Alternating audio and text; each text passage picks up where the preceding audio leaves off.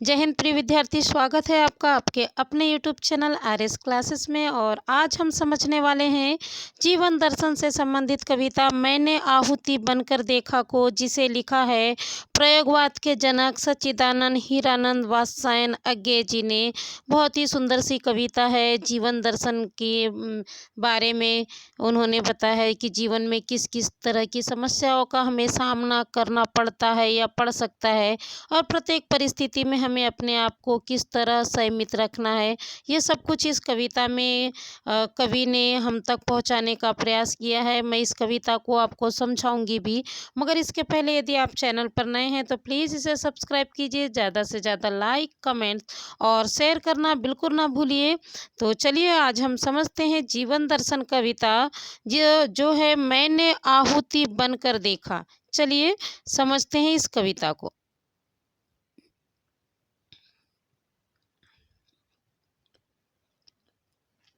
मैं कब कहता हूँ जग मेरी दुर्धर गति के अनुकूल बने। मैं कब कहता हूँ जीवन मरुनंदन कानन का फूल बने। कांटा कठोर है तीखा है, उसमें उसकी मर्यादा है। मैं कब कहता हूँ वह घटकर प्रांतर का ओछा फूल बने। हम इसके संदर्भ प्रसंग को देखें, पहले इसके शब्दार्थों को देख लेते हैं। दुर्धर का मतलब होता है कठिनाइयों को पार करने में समर्थ। मरु का मतलब होता है मरुस्थल। नंदन कानन यानी नंदनवन। प्रांतर यानी छोटी सी जगह। ठीक है, चलिए संदर्भ लिख लीजिए। संदर्भ तो बन जाता है ना, आप लोगों से बन जाता होगा, और जिनसे नहीं बनता है तो वो बिल्कुल लिख लीजिएगा। प्रस्तुत कविता जीवन दर्शन मैंने आहुति बनकर देखा है से ली गई है, और इसके कवि अज्ञे जी हैं। ठीक है, प्रसंग क्या होगा, प्रसंग लिख लीजिए। प्रस्तुत कविता में कवि ने यह बताना चाहा है कि जीवन तो नश्वर है और इसमें पराजय भी है, किंतु प्रत्येक परिस्थिति में हमें अपने संयम को नहीं खोना है। फिर से एक बार प्रसंग देख लीजिए। कवि ने इस कविता के माध्यम से यह बताना चाहा है कि जीवन नश्वर है और इसमें पराजय भी है, किंतु प्रत्येक परिस्थिति में हमें अपने संयम को नहीं खोना है। चलिए अर्थ समझते हैं। मैं कब कहता हूँ जग मेरी दुर्धर गति के अनुकूल बने। कवि कहते हैं मैं कब कहता हूँ कि संसार मेरी कठिनाई से प्राप्त जीवन के तरह बन जाए। या इस तरह भी कह सकते हैं कि कवि कहते हैं कि मैं कब कहता हूँ कि संसार के लोग मेरे कठिन जीवन की तरह उनका जीवन बन जाए। ठीक है, क्या कहते हैं, मैं कब कहता हूँ कि संसार के लोगों का जीवन मेरे कठिन जीवन की तरह बन जाए। मैं कब कहता हूँ जीवन मरु नंदन कानन का फूल बने। कहते हैं मैं कब कहता हूँ कि मेरा मरुस्थल भरा यह जीवन नंदन वन के फूल की तरह बन जाए। मैं कब कहता हूँ कि मेरा यह मरुस्थल भरा जीवन नंदन वन के फूल की तरह बन जाए। कांटा कठोर है तीखा है, उसमें उसकी मर्यादा है। कहते हैं कांटा कठोर एवं नुकीला होता है, किंतु उसमें उसकी मर्यादा होती है। कांटा कठोर एवं नुकीला होता है, किंतु उसमें उसकी मर्यादा होती है। मैं कब कहता हूँ वह घटकर प्रांतर का ओछा फूल बने। कवि कहते हैं कि मैं कब चाहता हूँ कि वह अपनी मर्यादा को त्याग कर किसी छोटी सी जगह का फूल बन के रह जाए। फिर से अर्थ समझ लीजिए। कवि कहते हैं मैं कब कहता हूँ कि संसार के लोगों का जीवन मेरे कठिन जीवन की तरह बन जाए। मैं कब कहता हूँ कि मेरा यह मरुस्थल भरा जीवन नंदनवन के फूल की तरह बन जाए। कांटा कठोर एवं नुकीला होता है, किंतु उसमें उसकी मर्यादा है। और मैं कब कहता हूँ कि वह अपनी मर्यादा को छोड़कर किसी छोटी सी जगह का फूल बन जाए। मुझे उम्मीद है आपको इस कविता का अर्थ आसानी से समझ आ गया होगा। विशेष क्या होगा, सरल भाषा है, रूपक अलंकार है, अनुप्रास अलंकार है। चलिए आगे समझते हैं। मैं कब कहता हूँ मुझे युद्ध में कहीं न तीखी चोट मिले। मैं कब कहता हूँ प्यार करूँ तो मुझे प्राप्ति की ओट मिले। मैं कब कहता हूँ विजय करूँ मेरा ऊंचा प्रासाद बने। या पात्र जगत की श्रद्धा की मेरी धुंधली सी याद बने। प्रासाद का मतलब होता है भवन। चलिए अर्थ समझ लेते हैं। मैं कब कहता हूँ मुझे युद्ध में कहीं न तीखी चोट मिले। कवि कहते हैं कि मैं कब कहता हूँ कि मुझे जीवन रूपी युद्ध में प्रहार का सामना न करना पड़े। फिर से देखिए, कवि कहते हैं कि मैं कब कहता हूँ कि मुझे जीवन रूपी युद्ध में कभी भी प्रहार का सामना न करना पड़े। मैं कब कहता हूँ प्यार करूँ तो मुझे प्राप्ति की ओट मिले। कवि कहते हैं कि मैं कब कहता हूँ कि मैं प्रेम करूँ तो मुझे भी बदले में प्रेम प्राप्त हो। कवि कहते हैं मैं कब कहता हूँ कि मैं प्रेम करूँ तो मुझे भी बदले में प्रेम प्राप्त हो। मैं कब कहता हूँ विजय करूँ मेरा ऊंचा प्रासाद बने। कवि कहते हैं कि मैं कब कहता हूँ कि मुझे हमेशा विजय प्राप्त हो और मेरे बड़े बड़े भवनों का निर्माण हो। कहते हैं मैं कब कहता हूँ कि मुझे हमेशा विजय प्राप्त हो और मेरे बड़े बड़े भवनों का निर्माण हो। यह पात्र जगत की श्रद्धा की मेरी धुंधली सी याद बने। कहते हैं मैं कब चाहता हूँ कि संसार के लोग हमेशा मुझे श्रद्धा पूर्वक याद रखें। कहते हैं कि मैं कब चाहता हूँ कि संसार के लोग हमेशा मुझे श्रद्धा पूर्वक क्या करें, याद करें। फिर से अर्थ समझ लीजिए। कवि कहते हैं कि मैं कब कहता हूँ कि मुझे जीवन रूपी युद्ध में प्रहार का सामना न करना पड़े। मैं कब कहता हूँ कि मैं हमेशा प्रेम करूँ तो मुझे भी बदले में प्रेम मिले। मैं कब कहता हूँ कि जीवन में हमेशा मुझे विजय प्राप्त हो और मेरे बड़े बड़े भवनों का निर्माण हो। या संसार के लोग हमेशा मुझे श्रद्धापूर्वक याद करें, यह भी मैं नहीं चाहता हूँ। आपको अर्थ आसानी से समझ आ गया होगा। विशेष लिख लीजिए, क्या होगा? सरल भाषा है, अनुप्रास अलंकार है और जीवन के तथ्यों के बारे में या सत्य के बारे में वर्णन किया गया है। चलिए आगे समझते।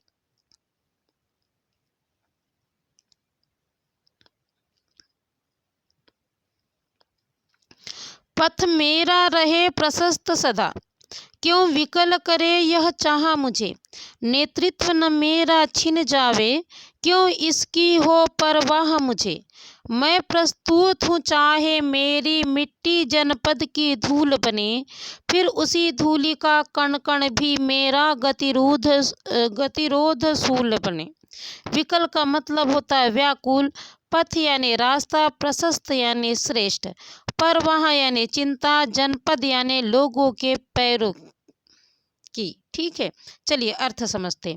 पथ मेरा रहे प्रशस्त सदा, क्यों विकल करे यह चाहा मुझे। कवि कहते हैं कि हमेशा मेरा रास्ता आसान हो, यह बात मुझे क्यों परेशान करे। हमेशा मेरा रास्ता आसान हो, यह बात मुझे क्यों परेशान करे। नेतृत्व न मेरा छिन जावे, क्यों इसकी हो परवाह मुझे। कहते हैं कि मेरा नेतृत्व छिन जाए, इस बात की मुझे चिंता क्यों हो। या इस तरह भी कह सकते हैं कि हमेशा मुझे अपने नेतृत्व को छिन जाने की चिंता क्यों हो। मैं प्रस्तुत हूँ चाहे मेरी मिट्टी जनपद की धूल बने। कहते मैं लोगों के पैरों के नीचे कुचलकर धूल बनने के लिए तैयार हूँ। मैं लोगों के पैरों के नीचे कुचलकर धूल बनने को तैयार हूँ, फिर उसी धूलि का कण कण भी मेरा गतिरोध शूल बने। कहते और मैं चाहता हूँ कि उस धूल का प्रत्येक कण कण मेरे रास्ते की रुकावट बने। मैं चाहता हूँ कि उस धूल का प्रत्येक कण मेरे रास्ते की रुकावट बने। अपने जीवन को रस देकर जिसको यत्नों से पाला है, क्या यह केवल अवसाद मलिन झरते आंसू की माला है। वे रोगी होंगे प्रेम जिन्हें अनुभव रस का कटु प्याला है। वे मुर्दे होंगे प्रेम जिन्हें सम्मोहनकारी हाला है। चलिए इन पंक्तियों के भी शब्दार्थ देख लेते हैं। यत्नो यानी प्रयत्न, अवसाद, मलिन यानी दुख से भरा हुआ। ठीक है। कटु यानी जानते, कड़वा, सम्मोहन यानी होता है मोहित कर देने वाला, सम्मोहित कर देने वाला। हाला मतलब होता है शराब। चलिए अर्थ समझते हैं। अपने जीवन को रस देकर जिसको यत्नों से पाला है, कवि कहते हैं मैंने अपने जीवन को बड़े प्रयत्नों पूर्वक क्या किया है, पाला पोसा है। मैंने अपने जीवन को बड़े प्रयत्नों से पाला पोसा है। क्या केवल अवसाद मलिन झरते आंसू की माला है। कहते क्या केवल यह दुखों में आंसू बहाने मात्र के लिए है, या इस तरह भी कह सकते हैं मैंने जिस जीवन को रस देकर इतने प्रयत्नों से पाला है, क्या वह केवल दुख में आंसू बहाने मात्र के लिए है। वे रोगी होंगे प्रेम जिन्हें अनुभव रस का कटु प्याला है। कहते हैं मैं उन्हें रोगी या बीमार समझता हूँ जिन्हें प्रेम कड़वे प्याले के समान लगता है। मैं उन्हें रोगी या बीमार समझता हूँ जिन्हें प्रेम कड़वे प्याले के समान लगता है। वे मुर्दे होंगे प्रेम जिन्हें सम्मोहनकारी हाला है। कहते मैं उन्हें मुर्दा समझता हूँ जिन्हें प्रेम सम्मोहित कर देने वाली शराब के समान लगता है। मैं उन्हें मुर्दा समझता हूँ जिन्हें प्रेम सम्मोहित कर देने वाली शराब के समान लगता है। फिर से अर्थ समझ लीजिए। मेरा रास्ता हमेशा आसान हो, यह बात मुझे क्यों परेशान करे। मुझे मेरे नेतृत्व के छिन जाने की चिंता क्यों हो। मैं लोगों के पैरों के तले कुचलकर धूल बन जाना चाहता हूँ और उसी धूल का प्रत्येक कण मेरे रास्ते की रुकावट बने। मैंने इस जीवन को रस देकर इतने प्रयत्नों से पाला पोसा है, क्या यह केवल दुखों में आंसू बहाने मात्र के लिए है। मैं उन्हें रोगी समझता हूँ जिन्हें प्रेम कड़वे प्याले के समान लगता है। मैं उन्हें मुर्दा समझता हूँ जिन्हें प्रेम सम्मोहित कर देने वाली शराब के समान लगता है। मुझे उम्मीद है आपको आसानी से अर्थ समझ आ गया होगा।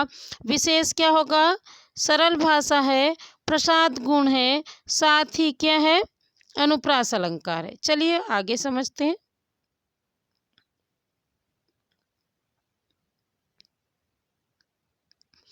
मैंने विदिग्ध हो जान लिया, अंतिम रहस्य पहचान लिया। मैंने आहुति बनकर देखा, यह प्रेम यज्ञ की ज्वाला है। मैं कहता हूँ मैं बढ़ता हूँ, नभ की चोटी चढ़ता हूँ, कुचला जाकर भी धूलि सा आंधी और उमड़ता हूँ। विदिग्ध यानी होता है जलकर। ठीक है।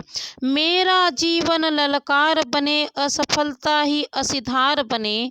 इस निर्मम रण में पग पग का रुकना ही मेरा वार बने। भव सारा तुझको है स्वाहा, सब कुछ तप कर अंगार बने। तेरी पुकार सा दुर्निवार, मेरा यह नीरव प्यार बने। चलिए अर्थ समझते। मैंने शब्दार्थ बता दिया है। विदग्ध यानी होता है जलना।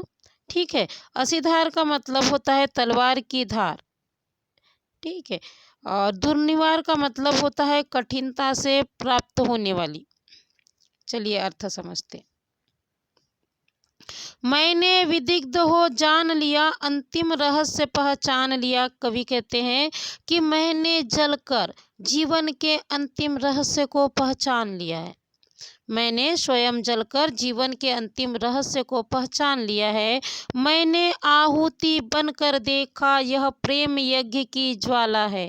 कहते हैं मैंने आहुति बनकर देखा कि प्रेम तो यज्ञ की ज्वाला के समान पवित्र है। मैंने आहुति बनकर देखा कि यह प्रेम तो यज्ञ की ज्वाला के समान पवित्र है। मैं कहता हूँ मैं बढ़ता हूँ, नभ की चोटी चढ़ता हूँ। कहते हैं यही कहते हुए मैं आगे बढ़ते जाता हूँ और आसमान की चोटी पर चढ़ जाता हूँ। यही कहते हुए मैं आगे बढ़ता हूँ और आसमान की चोटी पर चढ़ जाता हूँ, कुचला जाकर भी धूलिसा आंधी और उमड़ता हूँ। मैं फिर लोगों के पैरों से कुचला जाकर मैं क्या करता हूँ, धूल बनकर आंधी की तरह उमड़ते रहता हूँ। मैं लोगों के पैरों में फिर कुचला जाकर क्या करता हूँ, धूल बनकर आंधी की तरह उमड़ते रहता हूँ। मेरा जीवन ललकार बने, असफलता ही असीधार बने। कवि कहते हैं कि मैं चाहता हूँ कि मेरा जीवन ललकार से भरा हुआ हो और असफलता ही इसके लिए तलवार की धार हो। मेरा जीवन ललकार से भरा हुआ हो और असफलता ही तलवार की धार हो। इस निर्मम रण में पग पग का रुकना ही मेरा वार बने। कहते हैं इस निर्मम रणभूमि में प्रत्येक पग पग पर मुझ पर क्या किया जाए, वार किया जाए। क्या कहते हैं, इस निर्मम रणभूमि या संसार में प्रत्येक पग पग पर रोक कर मुझ पर क्या किया जाए, वार किया जाए। भाव सारा तुझको है स्वाहा, सब कुछ तप कर अंगार बने। कहते हैं कि संसार, मैं तुम्हें सब कुछ समर्पित करके क्या करना चाहता हूँ, आग बन जाना चाहता हूँ। मैं तुम्हें सब कुछ समर्पित करके आग बन जाना चाहता हूँ। तेरी पुकार सा दुर्निवार मेरा यह नीरव प्यार बने। कहते हैं तुम्हारी है संसार, तुम्हारी आवाज़ भले ही मुझे कठिनता से प्राप्त हो, किंतु मेरा प्रेम हमेशा तुम्हारे लिए बना रहे। कहते हैं कि संसार, तुम्हारी आवाज़ भले ही मुझे तक कठिनता से प्राप्त हो, किंतु मेरा प्रेम हमेशा तुम्हारे लिए बना रहे। फिर से अर्थ समझ लीजिए। कवि कहते हैं मैंने स्वयं जलकर जीवन के इस अंतिम रहस्य को पहचान लिया है। मैंने आहुति बनकर देखा है कि यह प्रेम तो यज्ञ की ज्वाला के समान पवित्र है। यही कहते हुए मैं बढ़ता जाता हूँ और आकाश की चोटी पर चढ़ जाता हूँ। फिर लोगों के पैरों के तले कुचला जाकर मैं धूल बन जाता हूँ और फिर से आंधी की तरह उमड़ता हूँ। मेरा जीवन ललकार से भरा हुआ हो और इसकी असफलता ही मेरे लिए तलवार की धार बने। इस निर्मम संसार में प्रत्येक पग पग पर रोक कर मुझ पर वार किया जाए।